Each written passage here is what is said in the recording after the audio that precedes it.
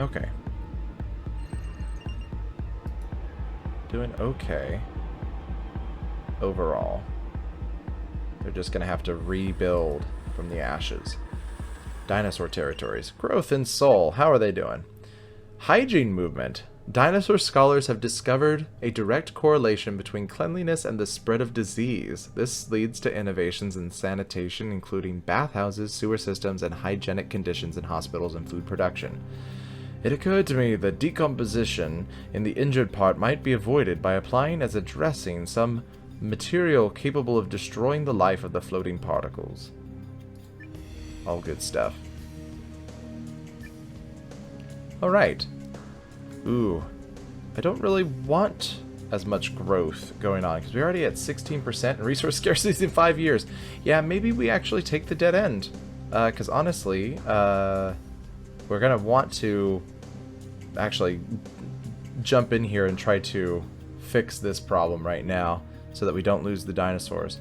So a dead end actually might be more beneficial for us, not only because we gain some synthesis, but also it doesn't raise our growth of the dinosaurs anymore. The dinosaurs don't fully grasp the methodology of hygiene and only clean themselves superficially, seeing no effect, they abandon the practice. What is this soap here? I just don't understand how it actually helps me, and it gets my feathers all sticky. Alright, let's see if we can hopefully not kill you guys off. Here's our hope here. Oh god, resource scarcity in 100 years. It jumped up. Wait, what happened? Resource crisis. It went from 3 to 100. What happened? Okay. Scarcity crisis. Dinosaur territories.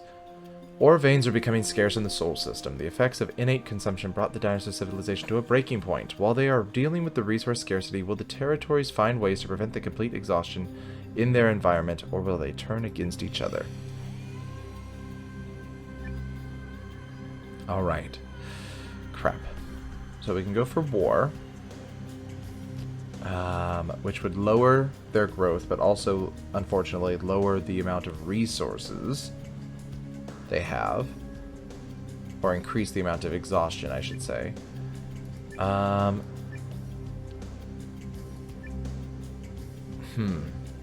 Dinosaur territories prepare for a future without ore, but the problem is that that's 60 synthesis. That's a ton of synthesis. So do we try to do war and then try to slowly eke our way out of the resource crisis? Because in theory then we will have a lot of casualties and we can hopefully balance that out. I think that's what we're going to go for. That might just be what we need.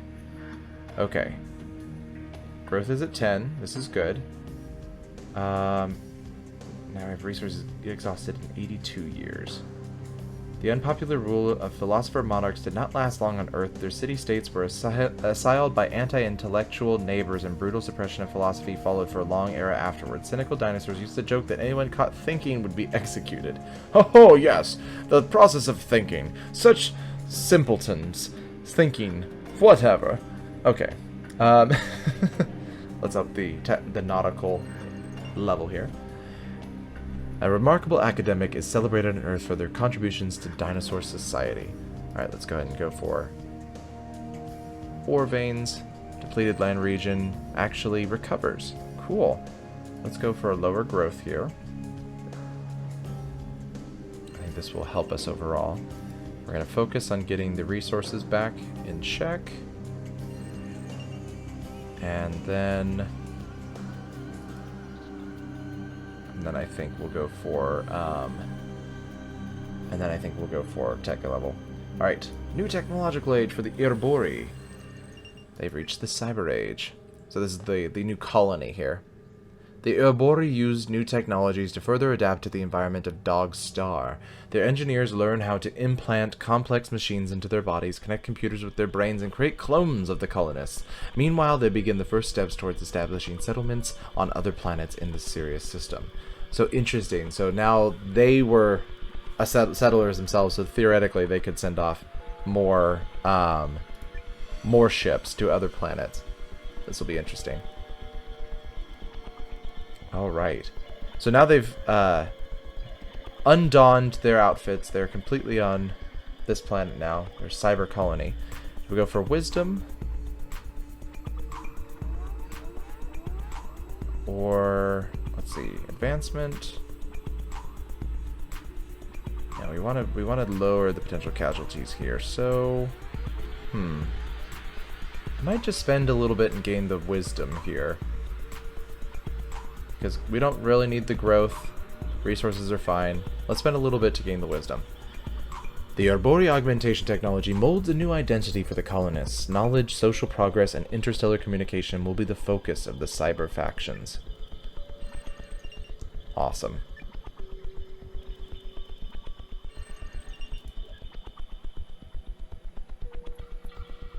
They're able to create endless plexes all over the dog star. So, okay. This is the ones who... Yeah, these were the ones who left, and now we're going to go back to the Arbori dog sectors. These are the ones that are... They're now building new spaceships. Okay. Crowdspaced. A small aerospace startup begins a crowdsourcing campaign to launch a colonization ship. Nothing like this has ever been tried before, and the concept immediately captures the imagination of the Arbori. The project easily meets its funding goals.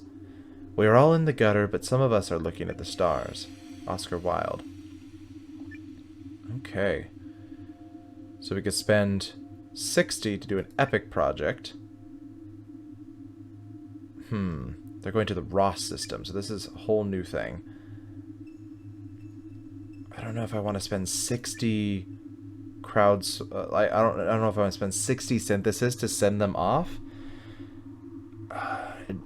It would increase the likelihood that they'll survive, but honestly, especially with them going towards a a planet that doesn't really have anything yet, I think it's probably better if we just go for regular development and they'll kind of be a settlement rather than like, because honestly, if they were heading towards one of the other systems that had somebody already living there, I would want to put my best effort forward. But for this one, we're just going to go off with a little spaceship. Okay. Oh, cool. Look at that rocket. That's so cool. So we got the Arbori crowdsourced starship, and they are going to go towards Ross. Yes. So they're going to have all three of these planets. The dinosaur territories will eventually do something. Okay. Let's see here. Target destination. How are they doing? Growth is going down. Let's build up Utopia as much as possible. And do a question mark. I'm really not sure what the question marks do anymore. It's weird. Sometimes, like, I used to think that they would give you extra synthesis, but not necessarily what I'm seeing here. Alright, the dinosaurs reached the industrial age. They start using electricity and the bourgeoisie. Alright. I think, honestly, let's go for advancement. It's going to give us... yeah, it will give us more growth, but it'll also start to try to combat the resource scarcity, because we only have 19 years. Yikes! Hard work and ingenuity are needed to manage rapid urbanization without critically harming the planet. Train networks across vast swaths of Earth offer high-speed mobility for both freight and passengers. Okay. Okay, good. Now we're at 60 years. This is good. This is a good thing. Industrialization gives the dinosaurs access to fossil fuels and mineral resources deep below the surface of the Earth. Alright. Let's go for resources. Okay. Signals from space. They are hearing back from their progeny here. Vex is receiving signals from their own kind. One of Vexus's most powerful prophetic directors is informed that an interstellar signal has been picked up by a secret frequency.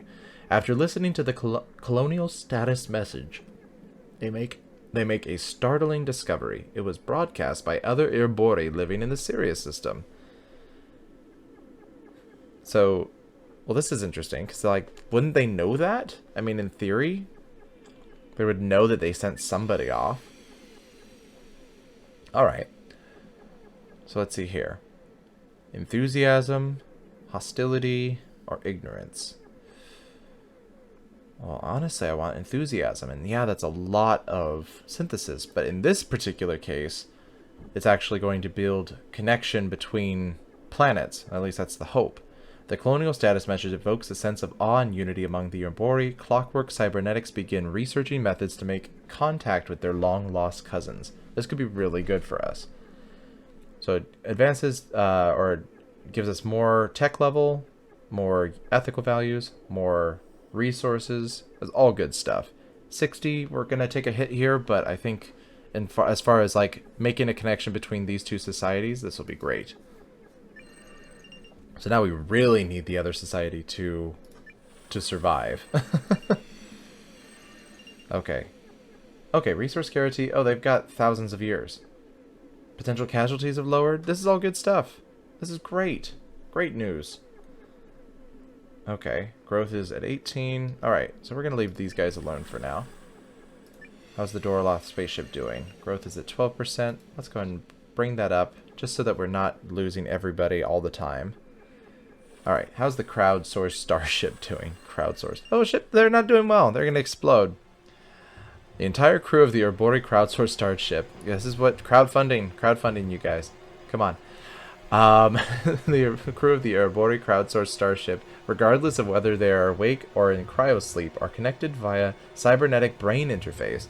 This communication network has a fatal flaw and an unforeseen energy overload. Overload. An unforeseen energy overload could instantly fry the brains of all Urbori on board. I saw the blueprints of the BrainLink interface that they want to use for astronauts. Not sure if I should sell them on the black web. Maybe the competition would find a flaw in the system and save these poor geckos. Or maybe they'll just hijack their brains right after liftoff. Interesting. Interesting. Creepy and interesting. So what are we going to do with this? We cannot do a close call. Ugh. Because we are 10 shy of that. I don't really want to do complete extinction if we can help it. So we're going, in order to do this, we have to do minimal survivors. Potential casualties will lower, which is good. We're going to lose some tech, which is fine. They can regain that. They're just going to lose pretty much everybody. They're going to have like 50,000 left. Yikes.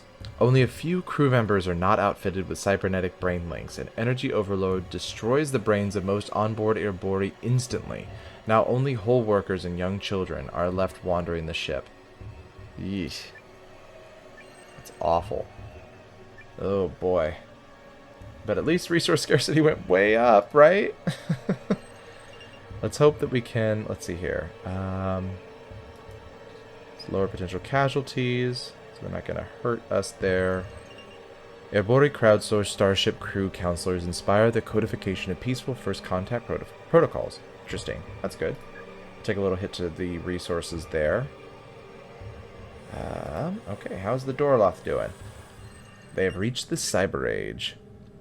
With rapid advancements in artificial intelligence and technologically augmented Doroloth, the civilization undergoes drastic change and reaches new milestones in science, engineering, and the arts. Excellent. Okay. I don't know if I really want to spend for wisdom. Oh, but they're in dystopia here.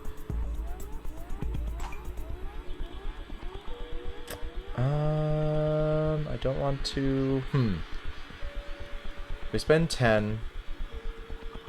We can gain a whole pip against dystopia here. Or advancement. I mean, their growth is declining, so actually that might be helpful overall. The Doroloth focus on innovations in engineering. This includes finding the balance between consumption and resource preservation, advancing the infrastructure of their megacities, and exploring the galaxy beyond Rigel. Okay, let's go for that. Now let's see if we can focus on figuring this out. Drawn into ruins by the rule of assault rifle, Doroloth civilizations against all odds survived a complete exhaustion of resources, but the society that was created from the ashes of the former governments was immensely cruel and unjust. Maybe we can work them out of that. Let's see here. Cyber Age technology gives the Dorloth access to resources on nearby planets and moons in the Rigel system. Cool. The Dorloth developed new media to communicate the history of their civilization. Alright. They've reached the destination! Hopefully they don't crash. The Dorloth arrived at the Tau Ceti system. Oh, this is interesting because this is the first planet that we've been to that was previously colonized. The Maru were here. So, what are they going to find? Literally, it's like a landing platform made out of an arm. That's so cool. Because it's like the ruin of an old civilization. The Alien City. Ooh. When the Dorloth spaceship arrives at Tau Ceti 3, they are shocked to find countless ruins of the dead Maru. The Dorloth are unsettled, but there doesn't seem to be any danger. One leader proposes that they begin the colony among the remains of what appears to be an old city. The infrastructure is still largely usable, and using it would save much time and effort. Ooh, interesting. It's a brood parasite, which means it lays eggs in the nests of other bird species. So, like, they're building upon the ashes of the old, as it were. Okay. Alright. What are we gonna do? Perfect success? Ooh. Let's see here. Well, that will help with the growth. They'll gain resources, all that sort of stuff. But we're gonna be drained of all synthesis in case something bad happens. Troubled development. We're going to be drained of resources, but they will have... They will have a settlement. I think, as much as it makes me really nervous, I think we're going to take the perfect success and just start taking negatives for a lot of other people here. Like, start pulling on some of the societies that are doing better and take some of the negatives so we can build up our synthesis again. The site of the alien city is perfect, and large parts of the ruins can be harvested for valuable resources. The Dorloth colony develops fast on Tau Ceti 3. Okay. Excellent. Alright. And this is great because what level are they at? They're at the nuclear age. So they should be able to pick up this beam, this transmission. They should be able to pick that up here shortly. Okay. Because that'll reach them very soon. Let's make sure the dinosaurs are okay. Growth is at 16, resource scarcity in 38 years. Not good. Okay. Is it possible that there are other planets like our own orbiting distant stars? Let's go for resources here. A depleted land region on Earth recovers under the care of dinosaur agricultural architects. Alright. Dorloth Ruin Base. Enlightenment. Xeno art. Inspired by the strange forms of the Maru ruins on Tau Ceti 3, visionaries among the Dorloth Ruin Base begin producing bold, daring new pieces of art. These innovative movies are strangely powerful, revealing a new perspective to the common Dorloth. The art of alien cultures is often surprisingly accessible. It seems that there is some convergent evolution among nearly all sapient beings that gives us a recognizable drive to create. Or perhaps we simply see what we want to see. Okay, so where does this go in here? So we don't have enough for a civilization pillar. We can use this to get dystopia, but honestly, I'm feeling like going for the dead end, as much as it pains me because I would love to see them create Xeno art. I think that's really cool. I think we're going to go for the dead end just so we can gain some synthesis back in case something bad happens. Mass market manufacturers pass off cheap, inauthentic works claiming to be art created by the Maru. The true nature of the dead culture remains lost. Hopefully they can find it in the future. Alright, ladies and gentlemen, we're going to take a pause there. I think, honestly, we've averted a lot of crises here. We're doing okay. Really, we managed to pull the Dorloths out of some really bad situations here. The Urbori cyber factions are actually doing better than ever. Really, I'm kind of worried about the dinosaur nations, but we'll make sure that they don't die, hopefully. And everybody else is doing great. So when we come back, I think we're going to focus on the dinosaur nations. But until then, if you have enjoyed this series and want to see more of the content that I'm producing, go ahead and subscribe to the channel, hit the bell icon so you can be notified of new videos, like this video so it shows up in the YouTube algorithms, and as always folks, I will see you in the next game.